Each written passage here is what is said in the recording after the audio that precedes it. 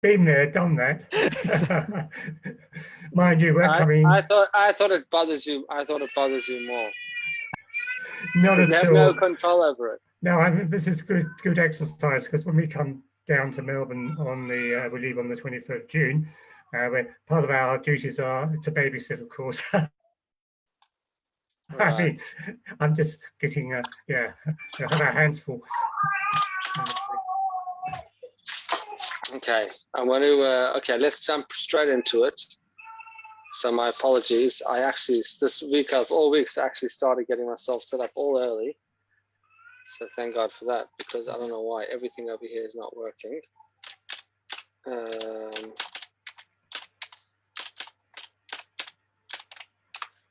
All right, let's begin.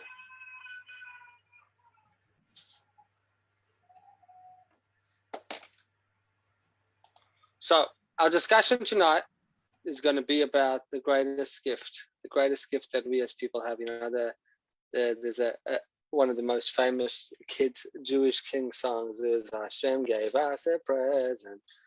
Do you know what it was he gave us? All right, I'm not going to give away the next line because the next word is a secret. Hashem gave us a present. Now, we're going to talk about, you know, if there was any type of gift that we would, you know, how do we classify a gift or something that's really important, something that's really special?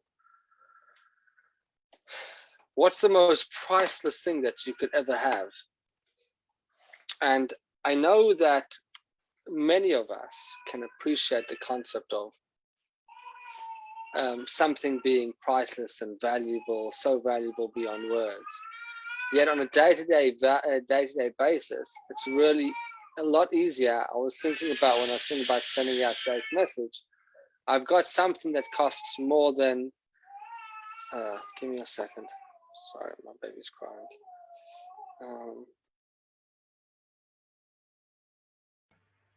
Don't worry, it's not a problem. It's no worry. We will cope. We'll cope. We will. It's not a problem. Okay. Yeah. No. My apologies. This is I don't know. My wife was preoccupied, so I suppose that made me busy to do it as well. Okay. If there was a gift that you were to think about, it's priceless. If I were to say, for example, the title of Shir, I've got something that costs more than the value of your house. So what would your reaction be? Oh, that's strange. Like, what type of topic is that? It's not a business share. But the truth is that it's very difficult to put a number on something that is priceless, something that doesn't have a value. So we could put a value on something that you could kind of buy in the store, that you can find a way to purchase somewhere, and it has a value of something that you can do something with, that you can equate it to. But priceless things, in a certain way, they lose their value to many people because people don't have a way of valuing them unless somebody is willing to pay a price for it. Right? Now, I think many people would look at the Torah. You know, we have thousands of people that come to study Torah and they appreciate the value of Torah. And then there's, unfortunately, even more that don't. And it's understandable, because how are you going to put a price on something like the Torah? So here's the thing. Usually instruction booklets, you know, today one of the greatest places of sales, and some of the wealthiest people in the world today sell ideas. They're not even selling things, they're selling ideas. How to structure your business, how to, sorry, give me 1 second, my apologies.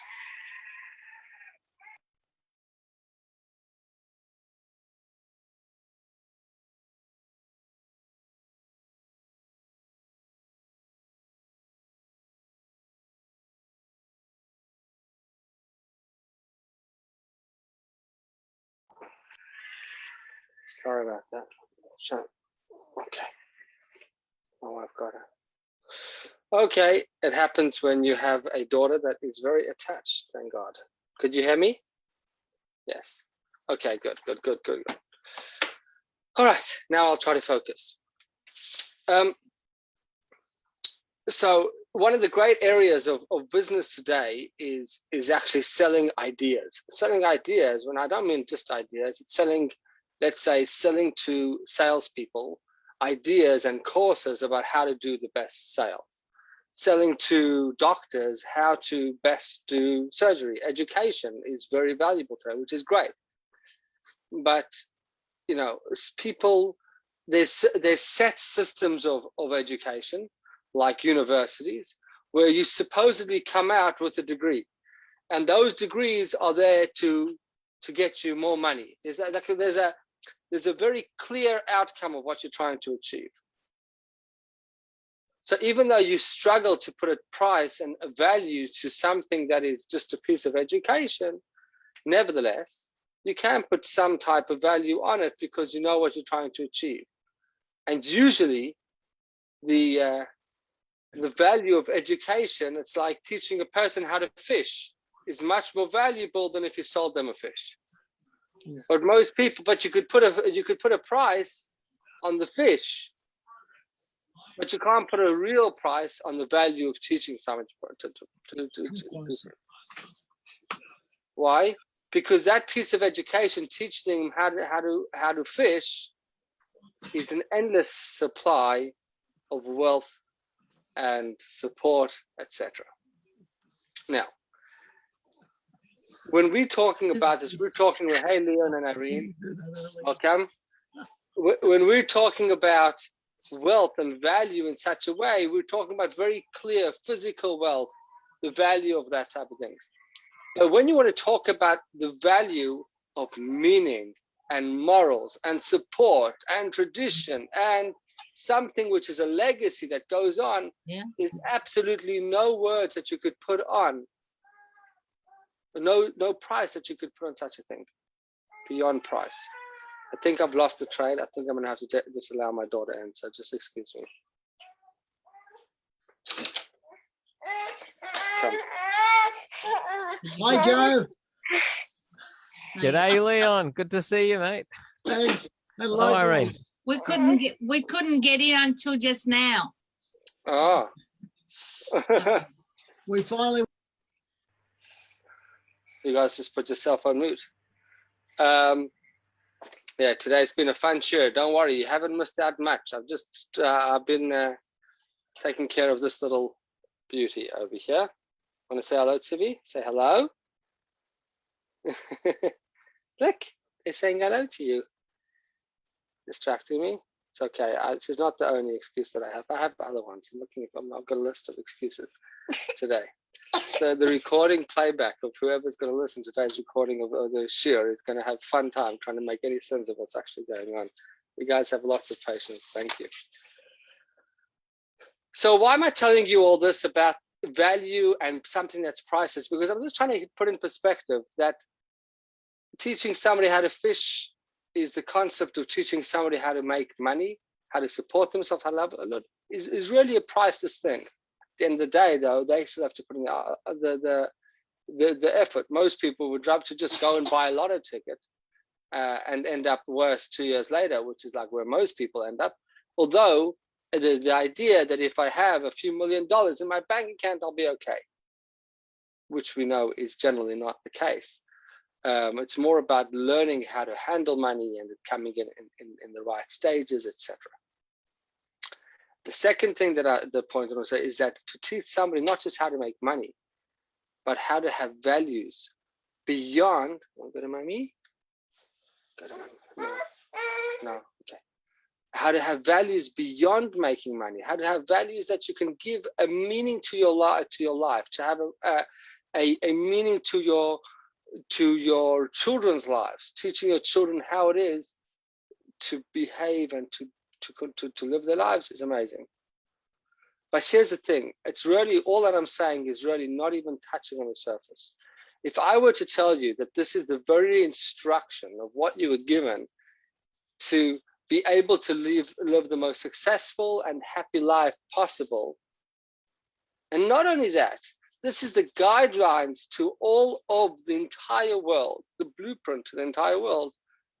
It's not a priceless, as in, well, this is the Mona Lisa painting that has just, no one could put a price tag on it. It's just too. At the end of the day, it does have a price tag to it. It's not priceless, If somebody paid the right amount, you could put a price tag to it.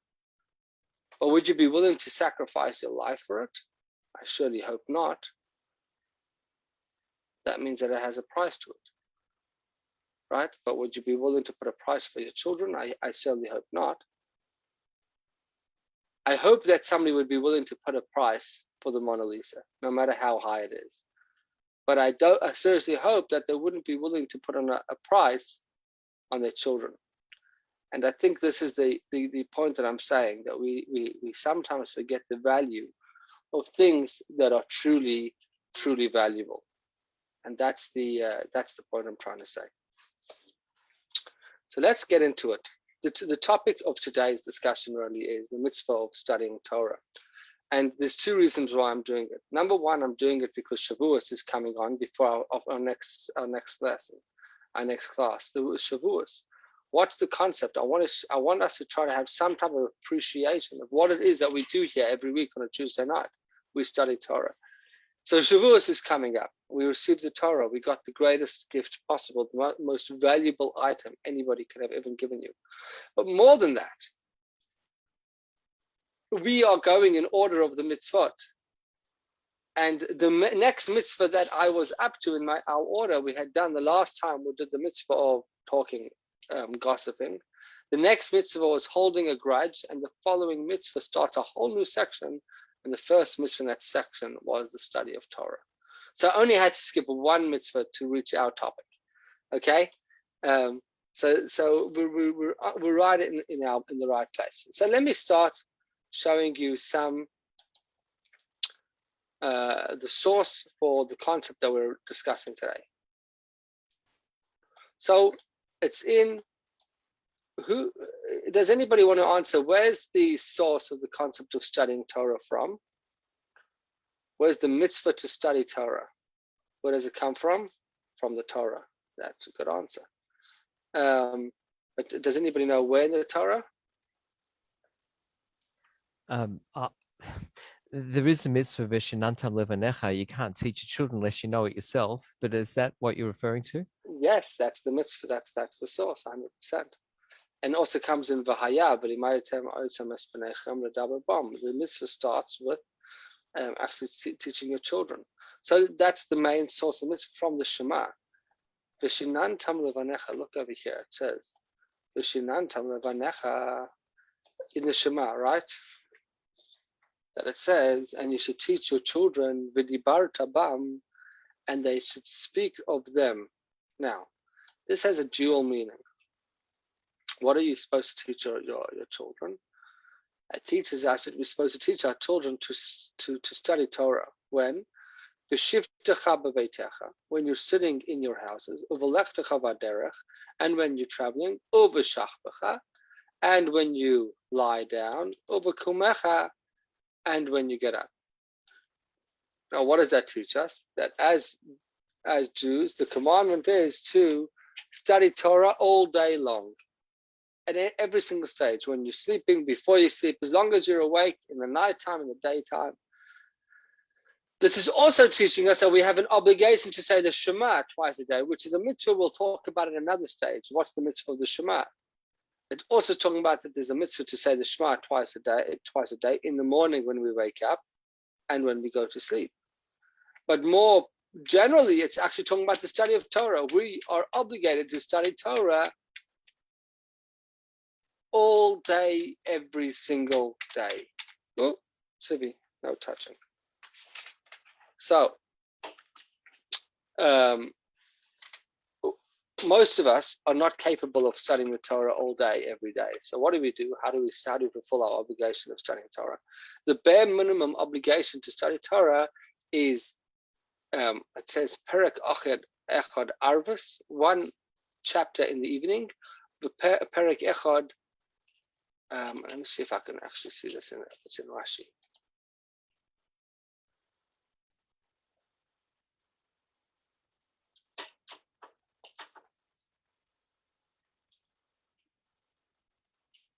No, not yet. Okay.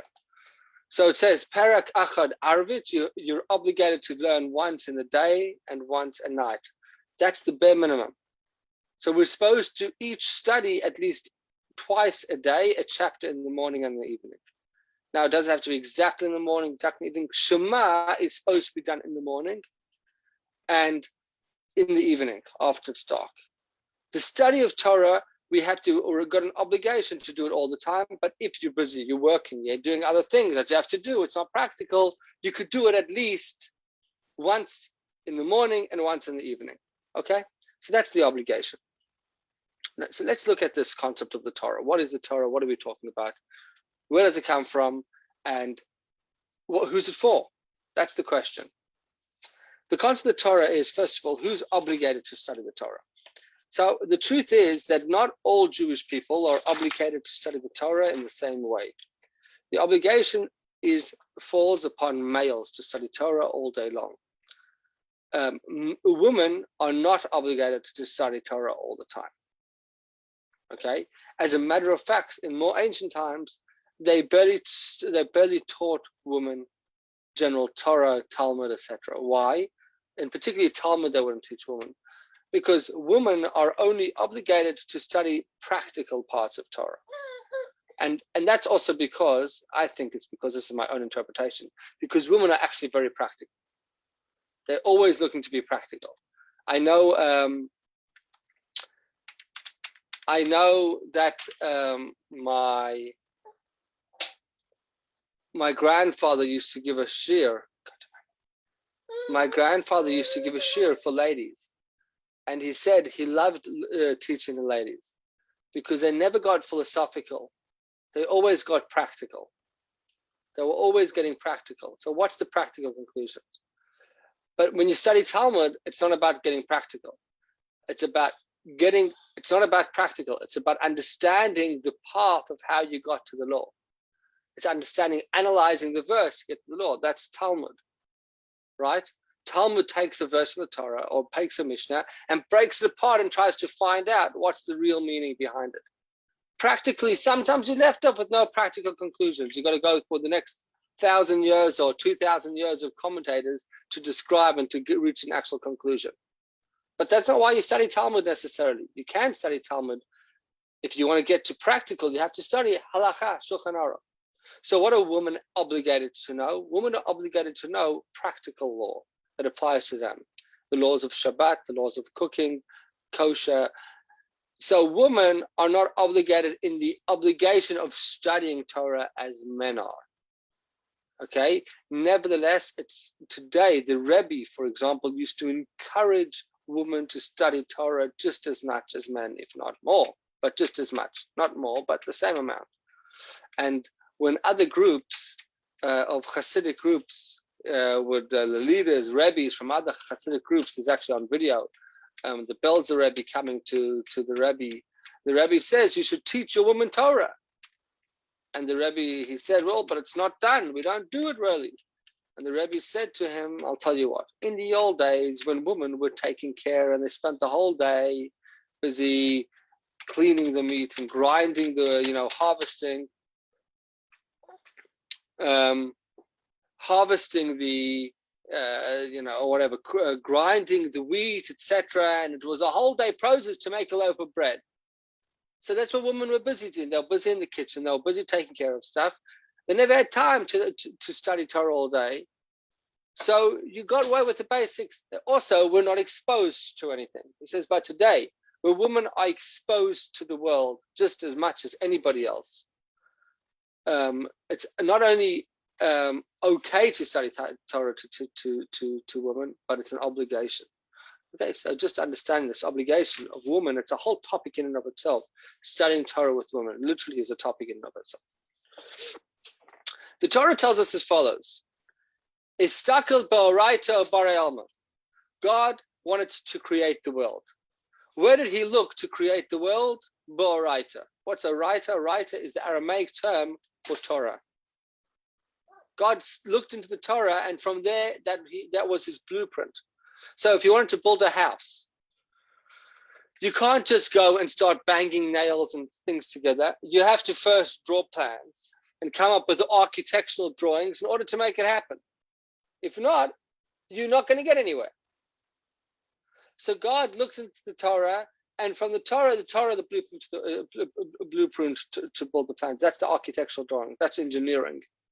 What does this mean? What it means is like this. God had a plan of what he wanted to achieve in this world. He said, I want certain outcomes to happen. I want certain mitzvot to be done. I want certain ideas to be studied. Right? So therefore, I'm going to create a world within which they can do the following deeds. They'll be able to study the Torah. They'll be able to study these concepts. They'll be able to do the following mitzvahs. But in order to do all these mitzvot and to make it the most doable or the exact atmosphere and climate for what God was trying to achieve in the Torah, he needed a world. So the world is really a byproduct of fulfillment of the Torah. It's a fascinating way of looking at it. And that's what the Talmud tells us. Istakel bo'oraisa. Not only that, it tells us furthermore another thing. That if you want to understand the world, if you want to understand the instruction code, it's like if you get a new gadget, a new machine, and you want to understand how to use it, you can break your head and try to figure out how to do it. That's one way. And you'll probably get somewhere over time. You will eventually figure out how to use the world, how to use the machine. There's a much simpler and better way. And the more complex it is, the more the need. Does anybody over here use Excel? Does anybody use Excel? Okay. Do you know that Excel allows you to do, it's a basic product that people that have studied Excel say that like you can do like the most incredible things with it. But most of us have not bothered. So all we use Excel is a nice spreadsheet. It creates a good spreadsheet.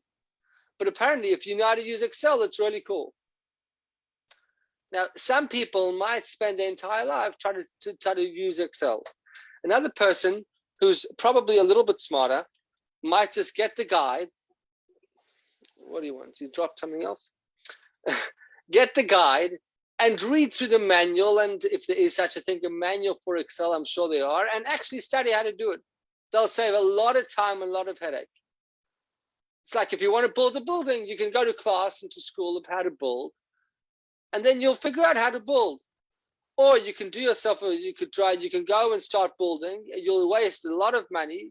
But you know what? Trial and error. You know, what can you do? That's the way you learn. You're going to do trial and error. Yeah, if you study, you'll also have trial and error, but the chance of making mistakes are far less. Rabbi, that's a fascinating analogy because with Excel, yes, there is a manual, and yes, most people don't read it because it's actually too complicated. Right. So many years ago, an enterprising fellow created a much simpler guide, and it became very successful. And the simpler guide, it's called the Idiot's Guide to Excel.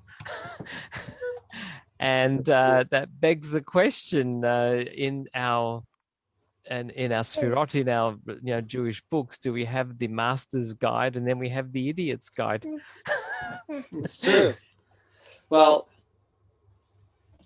suddenly there's double side. One second. Suddenly my sound started working over there. What was going on? Sorry. Seems like my computer woke up in the middle. I'm not going to start putting you through that. But something happened, and Sivi, what are you doing? What are you doing, lady? Making it hard to teach this class. All right.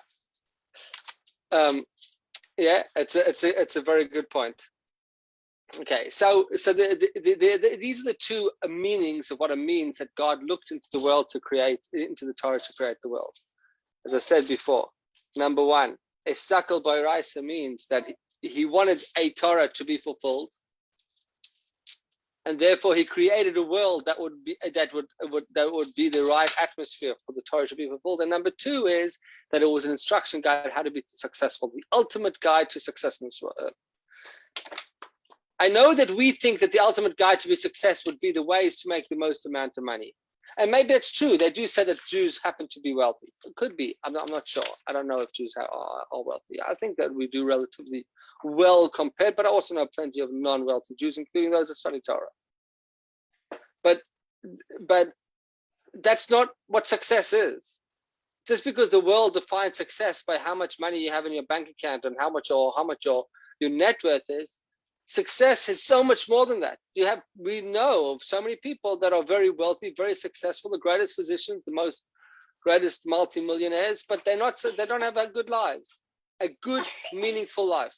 They once did a study on the happiest people, and they found that the people in Bnei Brak, which is basically the biggest Torah studying community, filled all the criteria of happiness more than everybody else. Okay, this is all still somewhat of an introduction. So let me take it a step further. You posted something, Joe? Okay, it looks interesting. Some type of link. I'll look it up maybe later. So the first word of the Ten Commandments is Anochi Hashem Elokecha. The word Anochi is somewhat a strange word.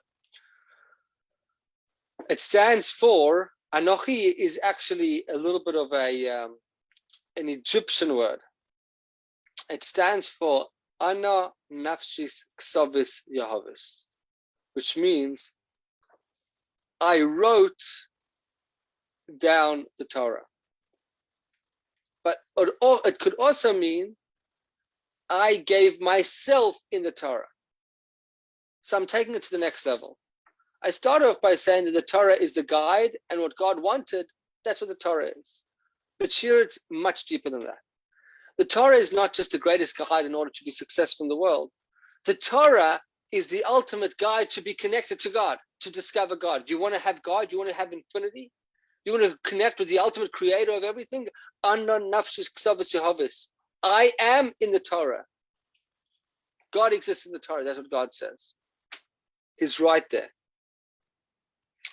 So you can't get it any better than that when the very creator of the world, the author, says, I put myself into it. It's like when you want to find, sometimes an author writes a story or writes something about their lives, and inside that you discover a very deep meaning or outlook in that person, right? If you wanted to get the deepest understanding of God possible, the more Torah study you learn, the deeper it will be. That's the concept of Torah study. Okay, let's look at some of the actual concepts within the Torah. The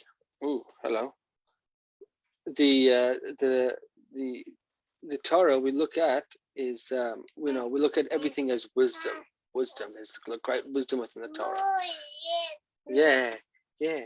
So now if I just said that we have God that wrote the Torah tells us, okay,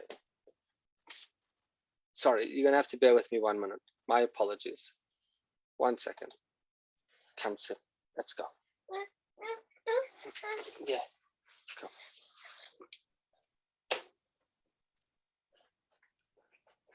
So the link I posted is an actual link to the book, The Complete Idiot's Guide to Excel. Oh. It's a real book. Oh, I see it. Yeah. And it was written especially for those people, most of the world, who had trouble with the normal manual for Excel. Okay. Like most of us. Thanks. I see it now. I've got it on. An endorsement for the book, but they obviously filled a need that they saw. May I say, my own personal opinion, that I think the Shulchan Aruch came about for the same reason.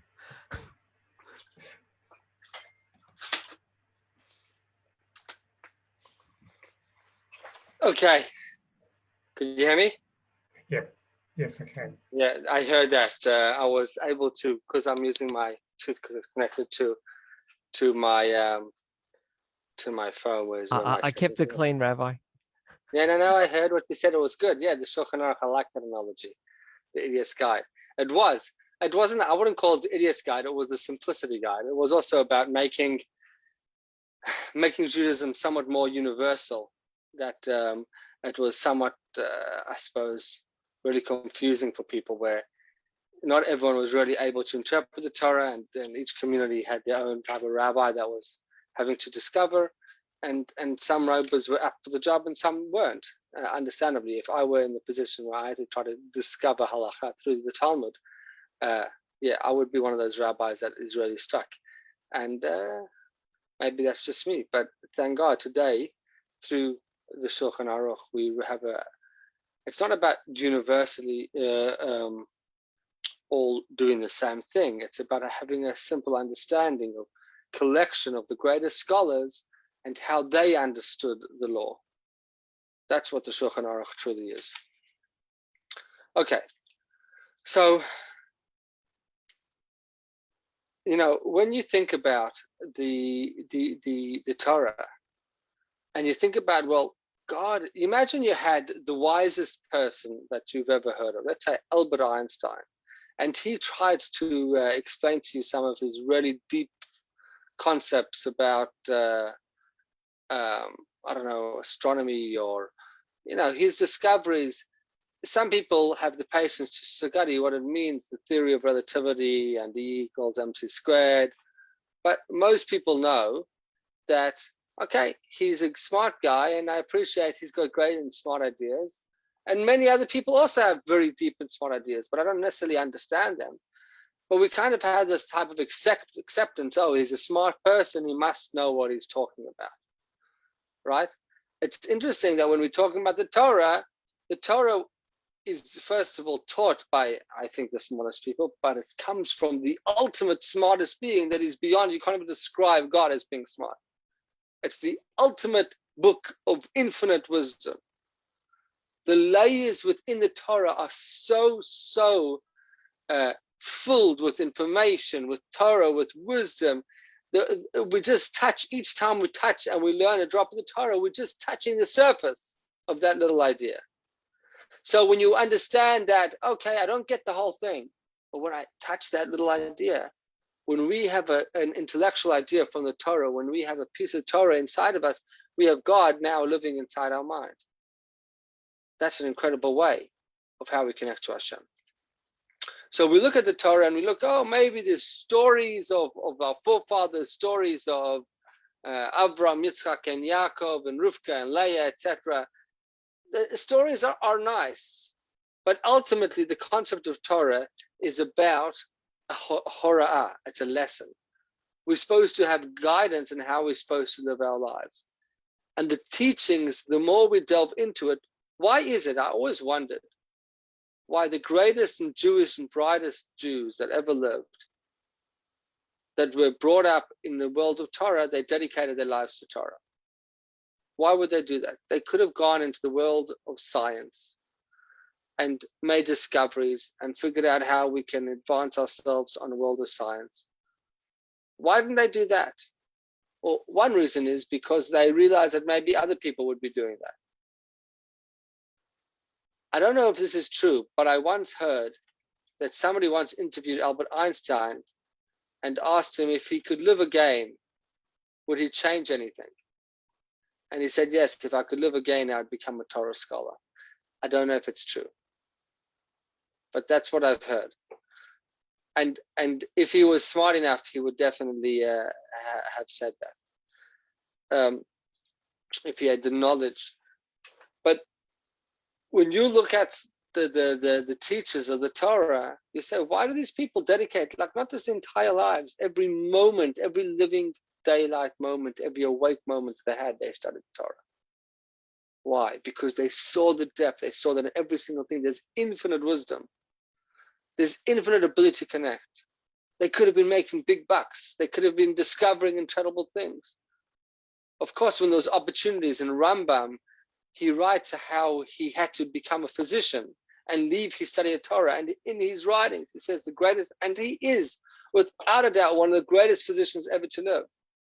But in his writings, he writes, this is Maimonides, how much he regretted the time that he had to take off from Torah. And the only reason why he did it was to support his family. And many of the great sages, the Rashba was a great physician.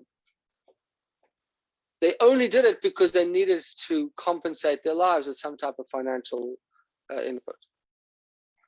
So it's incredible to see that when somebody really appreciates the Torah, they give their entire life to it. And it makes us people think that maybe if we wanted to dedicate ourselves to something, this would be the right direction to go. Okay. Now, this leads me to one more last point I want to say about this. When you understand how deep the Torah is, it gives you an appreciation for why people would say, when you go to yeshiva, if you study in the yeshiva after school, whatever, a young man, people would often ask me, what's your degree that you're going to come out? You're going to come out with a rabbinic degree? No, some people can study in yeshiva for years, and they've come up with no degree. But you know what they came out? They came out a man who's really worked on themselves through the study and teachings of God, the Creator, and the people that have toiled themselves and their teachings the way I understood it. They have learned a way of how to live their lives that is valueless.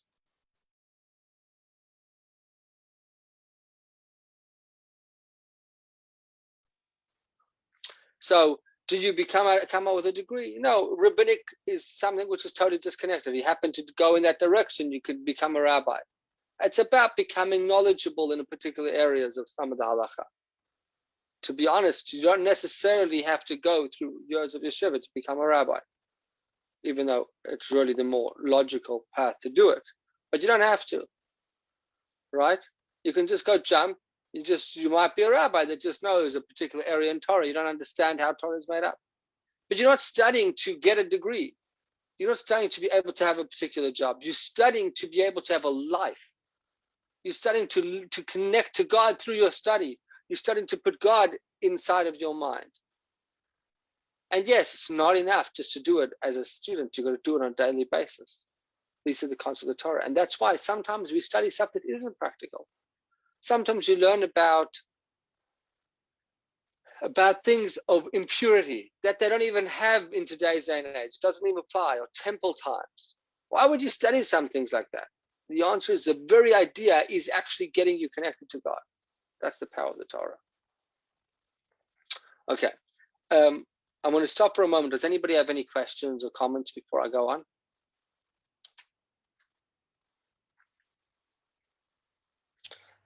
I was just going to mention, I think with studying Maimonides and Rambam, where it's another time, another era that it was written. But it does give you also the depth of the history and the times the people lived in by seeing what Rambam wrote about in different sections. It's very technical in many ways. I've sort of been looking at it a bit, but it's very interesting. Yeah, 100%. It does definitely give you an insight into those times. I suppose if you learn through the Rambam, by the way, the Rambam is often discusses times of temple times and things that are even 1,000 years before him. So it gives you also an insight into real ancient times. So studying the Talmud is a real eye opener into the way they lived in those days. 100%. You'd see that even more in the Talmud than in the book of Rambam, but certainly Rambam gives you that idea. Because why I say the Talmud more than Rambam, I know, Yochanan, that you studied Rambam daily, which is, I think, the top idea if you want to go through all the laws of the Torah. But if you want to, Rambam doesn't really bring down the stories. The Talmud brings sometimes stories, although Rambam is a much more clear-cut type of thing. And the Rebbe encouraged us actually to study Rambam on a daily basis. I want to tell you a little story of a guy by the name of Chia, Rabbi Chia.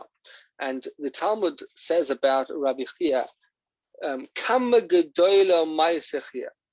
How great were the works of Chia. we as Jews were known as the people of the book. Why were we the people of the book?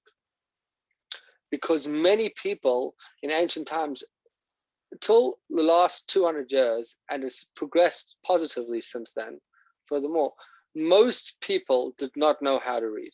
And they lived their entire lives not knowing how to read. They were farmers, they were business people, they learned how to do a particular trade. That was it. Most people had very simple lives in that way. They did not know much about the outside world. They learned read. There were a few people in each town, usually the teacher and whoever, sometimes scholars. Probably they had so many towns that didn't have anybody that knew how to read. So the Jewish people were always the people of the book because we taught our kids how to read. But the truth is that it wasn't always by Jewish people that we always studied, always learned how to read.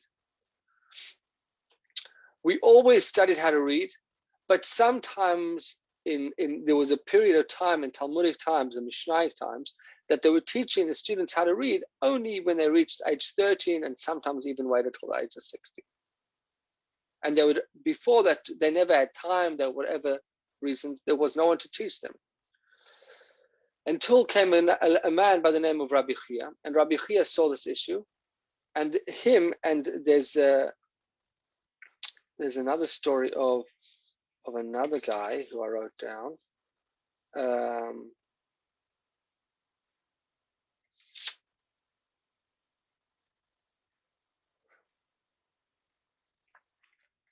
Now, what Rabbi Chia would do is he basically would sow seeds, and he would grow flax, and he would make traps, and with traps he would trap animals, and then he would take the animals, if it was like deers, and he would catch them, he would shech them, he would give the meat to poor families, who would take the skins, the hides, and he would make it into parchment paper, what you needed, something that was extremely expensive in those days. And he himself never had much money, and he spent hours and days writing down the entire Chumash, all the 5 books of the Chumash, of the 5 books of Moses, and the entire Mishnah.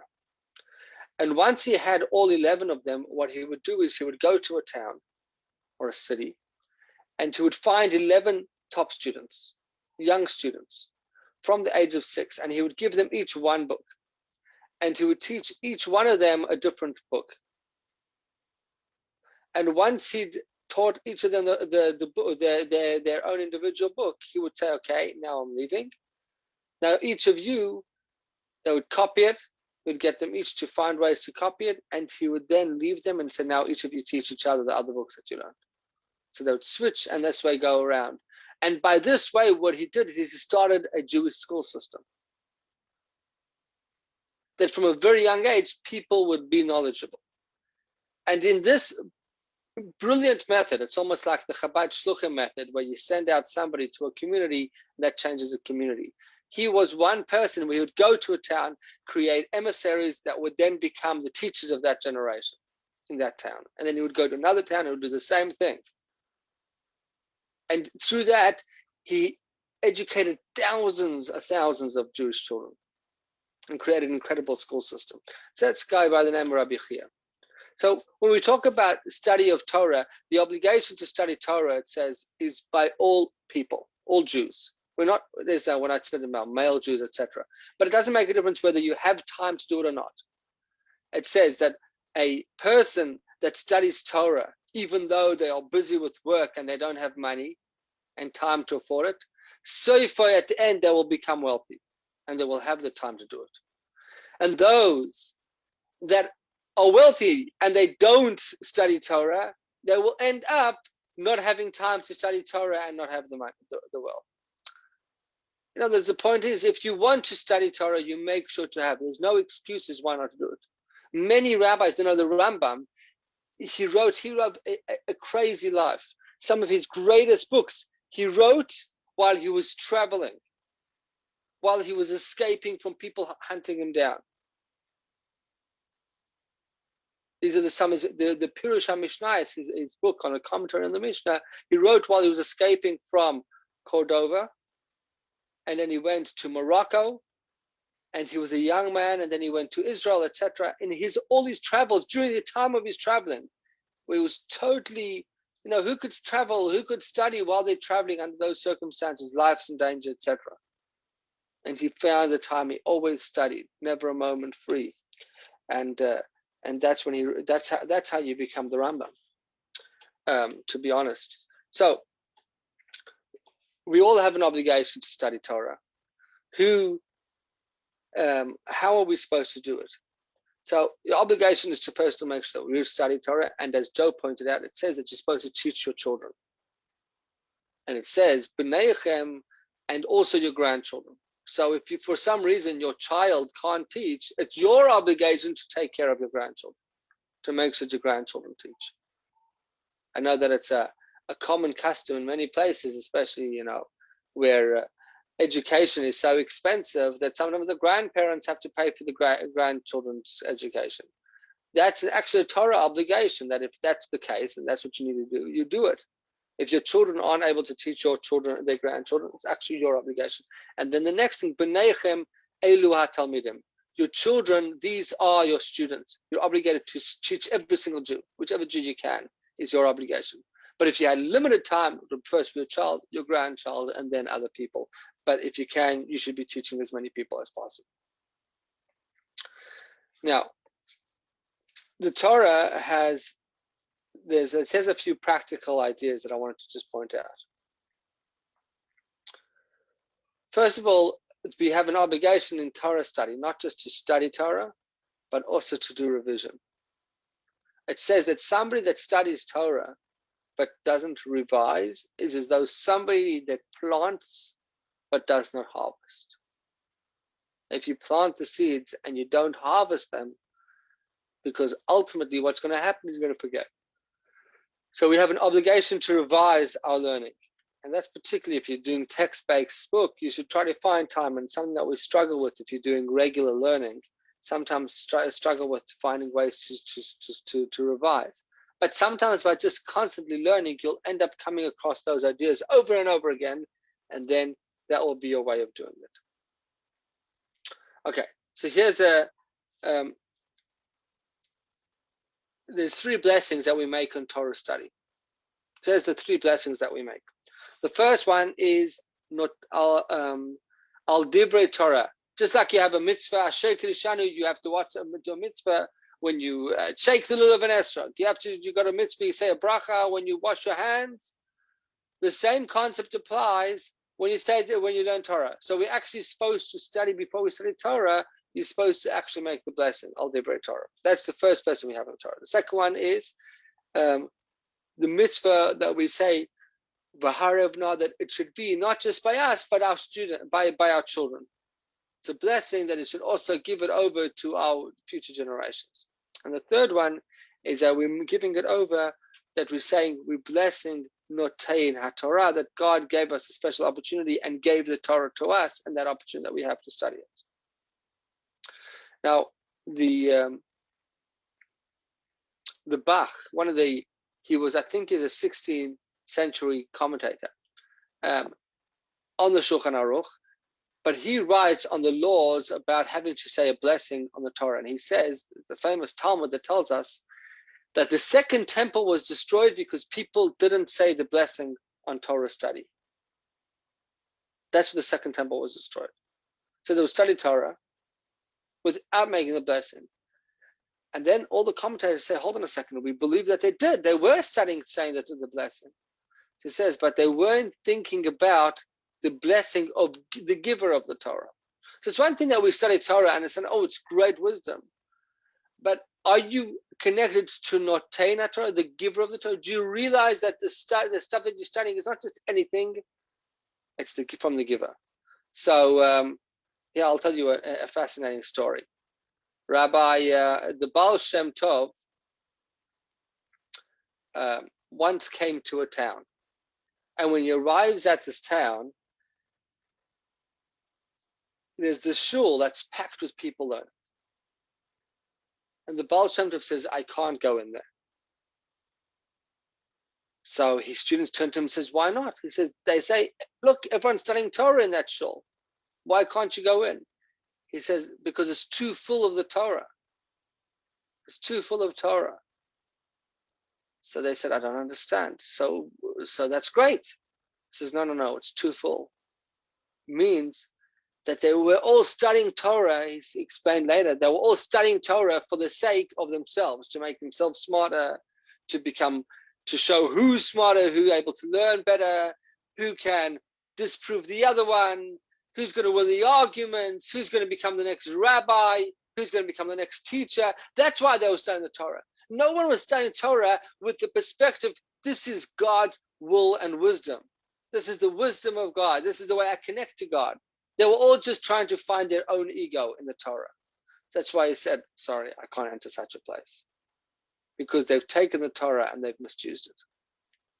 So the Bach writes how the reason why the temple was destroyed is because people were studying Torah, but they weren't appreciating that it came from somewhere. It was the giver of the Torah. We're told that if you want to really study the Torah properly, you have to do it beyond your comfort. So the Pirkei ethics of our fathers, Pirkei Avot, those that come to Thursday share, we'll get there one day, but enlist 48 things that we should do to study Torah. And all of them are about lessen your sleep, don't oversleep because you're not going to have enough time. Don't overeat, eat basic bread and water. Don't try to find the most comfortable, luxurious beds, sleep on the floor, etc. But what's important is it tells us that you have to revise, that you have to make sure that you're not overindulging in anything of physical nature. Don't overindulge. We don't believe so much today, at least the Rebbe didn't believe in the way of sleeping on the floor and all that type of stuff. Have a good night's sleep, eat properly, make sure you're healthy, but do it for the sake of your Torah study, not for the sake of the physical indulgence, and never ever brag.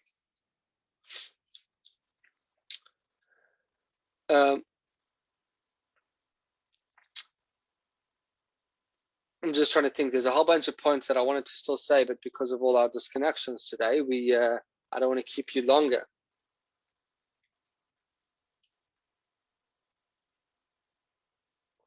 So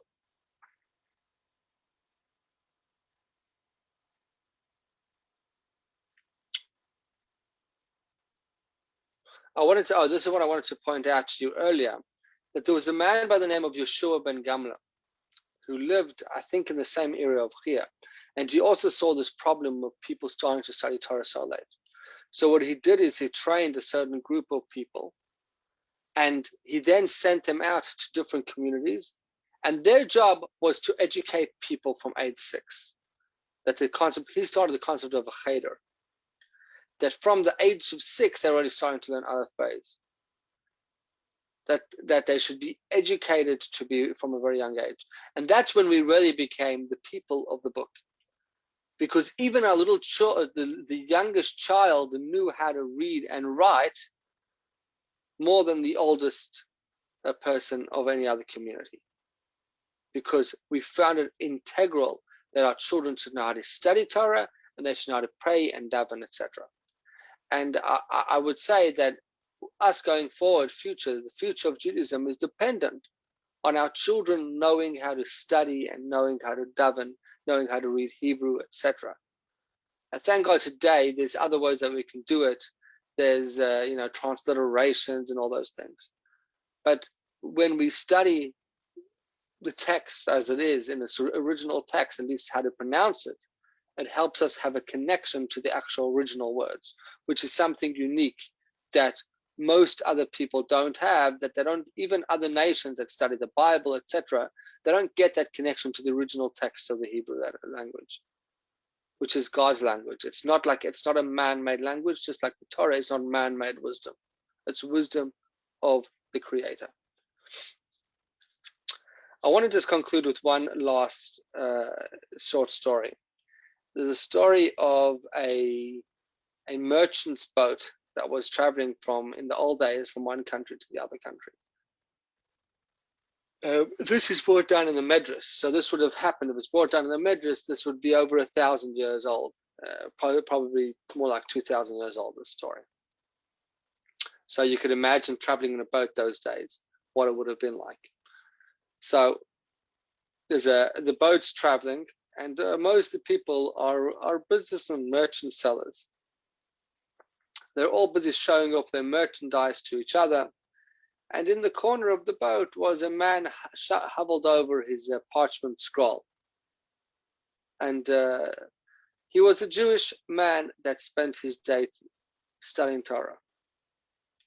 The whole time on the boat, he sat in his corner studying. And the captain asked him, "Where's your merchandise? What are you selling? What do you have? What's your value?" And he said, "I cannot tell you what it is, but it's something that is so precious and more valuable than anything that what you guys have." And they all laughed at him. "Ha ha, look, this guy, he thinks he has something which is so valuable. He wouldn't be telling us if he had it." He said, "My thing is so valuable that no matter where I go." The story went on that this ship was actually attacked by pirates, and all their merchandise and all whatever the fancy things that these people had bought and were willing to sell was stolen. And these people were dropped off in some town in the middle of nowhere. And they had nothing. Meantime, this man who was a scholar, he looked around and he eventually found a Jewish community over there. And after joining the Jewish community, they eventually realized that this man, hey, he's not a simple man, he's a real scholar. So what do? They appointed him as their rabbi. And he became the rabbi of the town. And all the merchants, they were left with nothing. They were poor beggars begging around. Eventually, the rabbi told them, "You see, this is what I was talking about. It's the value that I have. It can go anywhere. It has value." And he actually got the Torah is the story over there writes how he got the community to help all the merchants get back home to where they had to go, but he felt like he was home where he was. Obviously, he wasn't married or whatever it was. Now, there's another story of Reb Mendel Futterfass. Reb Mendel Futterfass was a Chabad Chassid that I've mentioned before, that he was arrested for helping other Jews in communist Russia and sent to Siberia for many years. Once, one of the other prisoners said to him, "I don't understand. How come you seem like you got a whole family, you got a wife, children. You seem to be happy. You seem to be okay with life." So he said, "I'll tell you why." And he says, by contrast, everybody else is all really depressed and upset. He said, "You see, all these other people, these are all criminals of communist Russia." Why? Because they did something against the communist regime. But most of them are respectable, upstanding people. This guy was a doctor, he was a lawyer, he was an accountant, etc. Each of them had a respectable position. But none of them were able to practice to do any of their practice in where we are now. So whatever they've sought, whatever they lived, whatever they searched for the entire life, it has no meaning to them right now. The entire life has no meaning as a result. And that's why they're so upset, rightfully so. He says, but my life is to study the Torah, where I can study wherever I go. He actually knew a lot of Torah off by heart. I may not have all the books to do mitzvot. I can do mitzvah. He said, I walk in the field when we have labor days, we're busy working and backbreaking labor. While I'm doing it, I daven mincha. I'm connecting God. God says, connect to me. So I connect in the field, whether I connect in the shul. That's where I have to connect. So whatever I was supposed to do, I could do it. It's a movable way of living. It doesn't change with the economy. It doesn't change when this type of business. I was recently came across how a study about how different businesses have different moments when they're successful. Like, one point in America in the 80s, being a dry cleaner was like a top job. So everyone became dry cleaners. In the meantime, by the 90s, most people were losing money being dry cleaners, etc. These are examples of, now just because one thing is a fluid way of making a business in one time, it doesn't mean it's going to remain that way. But the Torah we can take wherever we go. It's always fluid. It always gives us meaning. It always can make our lives happy. And ultimately, it keeps us connected to the true source of everything, God Almighty. Okay, so with that in mind, I want to wish you all a Kabbalat HaTorah b'simcha v'pnumiyut. What that means is, before Shavuot, we bless each other that you should receive the Torah with joy and b'pnumiyut, with internalization. That you should study the Torah, but you should also be able to internalize it and live the lessons and the messages that the Torah is trying to teach us. Hopefully this today's class has given you somewhat of an inspiration to do more Torah study than you've done till today. If anybody has any questions or comments, feel free, but thank you everyone for joining and have a great night.